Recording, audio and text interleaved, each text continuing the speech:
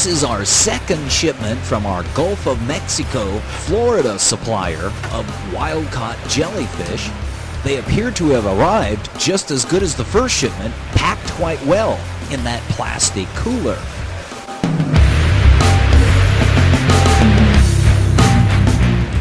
The jellyfish are contained in that thick-wall plastic bag, secured with a tie clamp that we have to actually cut loose. It's on there so well. I had made reference earlier to the fact that we were using the plastic coolers because the styrofoam insulated boxes, if they were filled too full and suddenly dropped, the bottom of the box could break out. Well, these coolers are like $10.99 at Walmart, which is certainly less expensive than the purchase of the styrofoam box, and definitely much more rigid and capable of enduring the ride all the way from Florida. Unfortunately, the jellyfish didn't endure the ride. Not looking so good. That's pretty dirty water. Something went wrong. Nobody's moving at the surface. This will be our second shipment from our new Florida supplier. So far the water's arrived pretty murky, milky, so I want to try to get him acclimated right away, and that's what we're going to do. And we're just acclimating these to room temperature salt water. And to be quite honest, no matter how long we acclimate, I don't think there's anything worth saving in this shipment at all.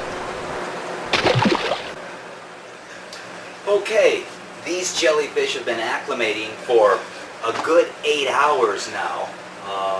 Over the course of that 8 hours, I've run 10 gallons of water through what I believe is about a 10-gallon cooler.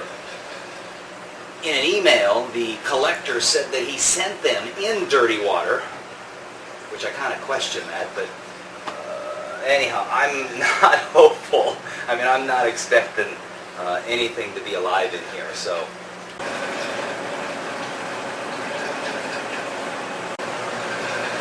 That looks ewy.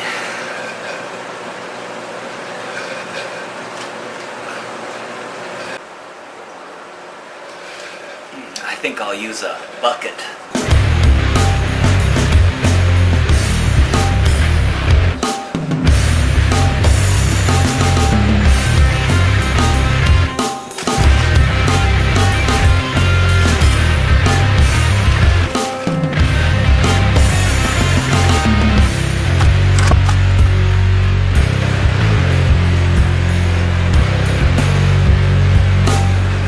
There's nothing in there. It's just everything's dissolved.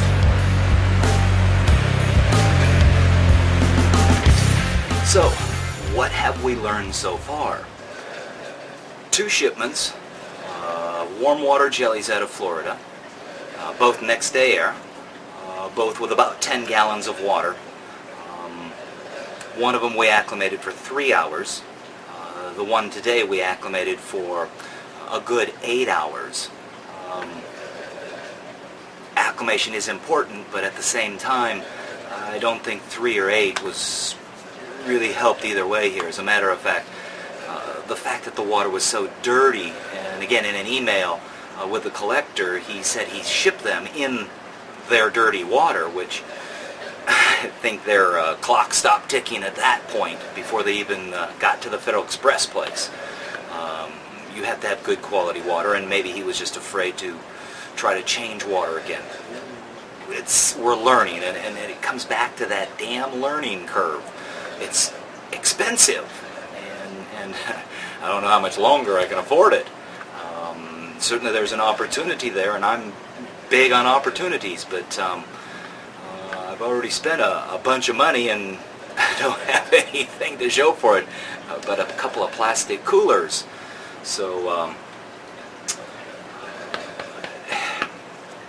maybe we'll have the collector try to polish up his end, because I think that's really where the issues are, is not in the actual collecting, but the water, the system, the manner of which they're being packaged is somewhere in there is a problem, and obviously it's becoming a bigger problem for the jellyfish. So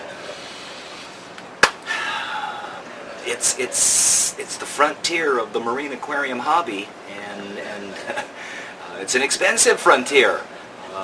At least learning. So, but we'll keep trying.